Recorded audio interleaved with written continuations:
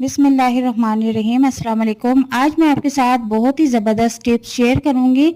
आज मैं शेयर करूंगी कि आप किस तरह से बगैर बर्फ़ के पानी को सारा दिन ठंडा रख सकते हैं, और दूसरी बहुत सी टिप्स भी आपके साथ शेयर करूंगी ताकि आपकी ज़िंदगी जो है वो बिल्कुल आसान हो जाए।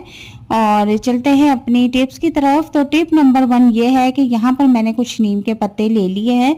इस तरह से लंबी लंबी डंडियां हैं, इनको धो लें। इनको काफ़ी सारी मिट्टी लगी होती है, वो निकल जाएगी।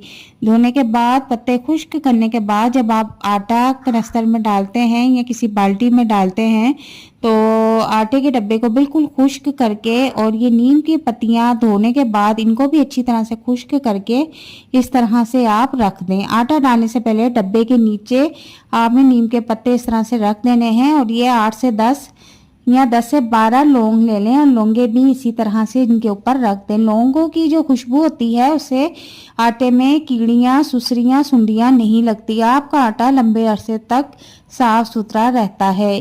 और आटा डालने से पहले आपने बिस्मिल्लाहिर्रहमानिर्रहीम ज़रूर पढ़ना है, और हो सके तो सूरत कौसर भी पढ़ ले।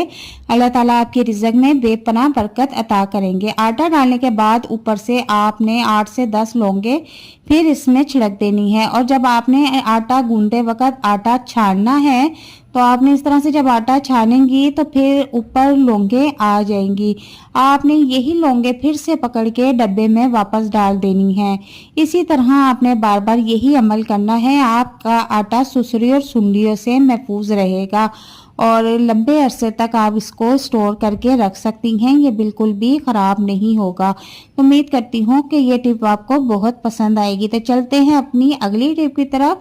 ऐसे लोग जो कि अपना मोटापा कम करना चाहते हैं, जिनका जिस्म तो इतना ज़्यादा नहीं है लेकिन पेट बहुत ज़्यादा लगता है, पेट की चर्बी ख़त्म करना चाहते हैं, जिस्म की किसी भी हिस्से की चर्बी को ख़त्म करना चाहते हैं, तो वो घर में छोटा सा काम कर लें कि आटा गूंदते वक्त ये सूंठ, खुश्क सूंठ जो होती है, 1 चम्मच ले लें और आटा गूंदते वक्त इस आटे में इस सूंठ को मिक्स कर दें।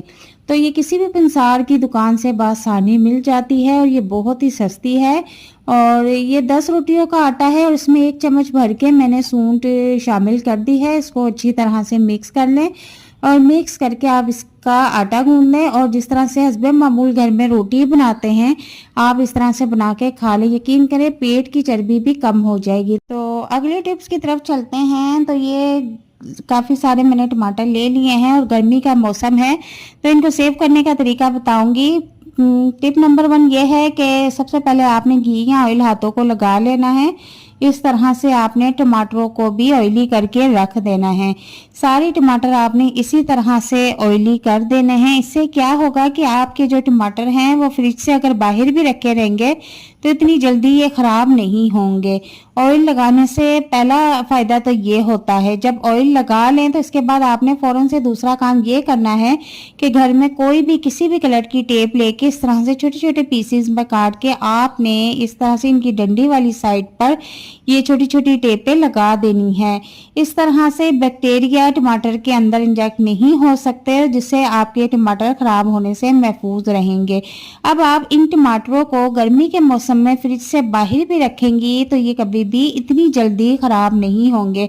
कम से कम 10 दिन तो आराम से निकाल लेंगे। अब टमाटरों को आप स्टोर करके इस तरह से भी रख सकती हैं कि आप टमाटरों को बड़े बड़े पीसेस में काट लें और 2 गिलास इसमें पानी डाल दें और इनको बॉईल होने के लिए रख दें। ऐसी ये उन ख़वातीन के लिए है जो बहुत ही ज़्यादा बिजी रहती हैं और वो जॉब भी करती हैं, साथ साथ अपना घर भी देखती हैं, तो उनके लिए तो ये बहुत ही ज़बरदस्त टिप है। तो इस तरह से इसके छिलके अलहदा कर लें और इसके बाद इसको निकाल के टमाटरों को आप जूसर में अच्छी तरह से ग्राइंड कर लें। जब ये ग्राइंड हो जाए तो इसको वापस से आपने कढ़ाई में डाल देना है और इसको गाढ़ा सा पेस्ट बना लेना है। और इस तरह से आपने इसके बीज भी निकाल लेने हैं ताकि ये बीज बाद में खाना खाते वक्त मुंह में ना आए। तो इस तरीके से मैंने सारे बीज निकाल लिए हैं इसके, और अब ये मैंने गाढ़ा कर लिया था फुल आंच पे। तो अब यहाँ पर मैं अपने हिसाब से बाउल में डाल के रख दूंगी। जितना मुझे रोस्ट टमाटर का पेस्ट चाहिए खाना बनाते वक्त उस हिसाब से मैंने रख लिया है, और इनको अब मैं फ्रीज कर दूंगी। और जब जितना मुझे डेली चाहिए होगा उस हिसाब से मैं निकाल लूंगी। अगर मैंने कम खाना बनाना होगा तो मैं हाफ इसका जो है बाउल इस्तेमाल करूंगी। अगर मैंने ज़्यादा क्वांटिटी में बनाना है तो मैं एक पूरा बाउल इस्तेमाल कर लूँगी। अब मैंने प्याज और लहसुन अदरक भून के तो मैंने इस तरह से टमाटर प्यूरी इसमें ऐड कर दी है।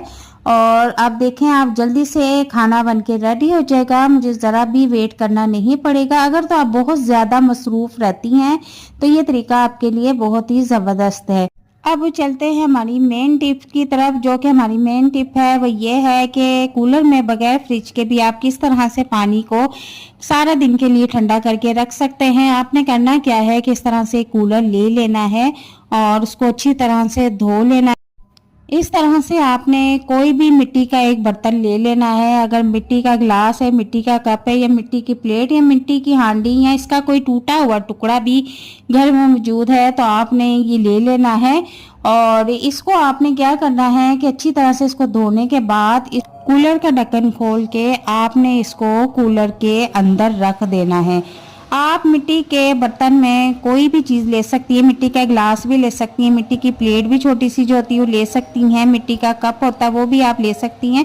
इस तरह से आप रख दें। इस तरह से ही आप देख सकते हैं कि मैंने कूलर में किस तरह से इसको बिल्कुल नीचे करके रख दिया है। अच्छी तरह से इसको धो लेना और इसके बाद इसमें आप इसको पानी से भर दें कूलर में। ये जो मिट्टी का बर्तन होता है ये पानी को कभी भी गर्म नहीं होने देता। इसमें कुछ ऐसी तासीर होती है कि ये पानी को हमेशा ठंडा ही रखता है। तो अगर आप इसमें बर्फ़ नहीं भी डालेंगे तो सारा दिन आपका पानी जो है ये बिल्कुल ठंडा रखेगा। और अगर बाई चांस आप इसमें बर्फ़ डाल भी देते हैं तो अक्सर कई लोगों के साथ क्या होता है कि 1 या 2 घंटे में बर्फ़ का पानी जो है बिल्कुल गर्म हो जाता है। तो ये जो है इस तरह करने से पानी आपका सारा दिन बिल्कुल ठंडा ठार रहेगा और आपको बिल्कुल भी परेशानी नहीं होगी। तो उम्मीद करती हूँ कि आज की सारी टिप्स आपको पसंद आई होगी। मिलते हैं नेक्स्ट वीडियो में। अल्लाह हाफिज़।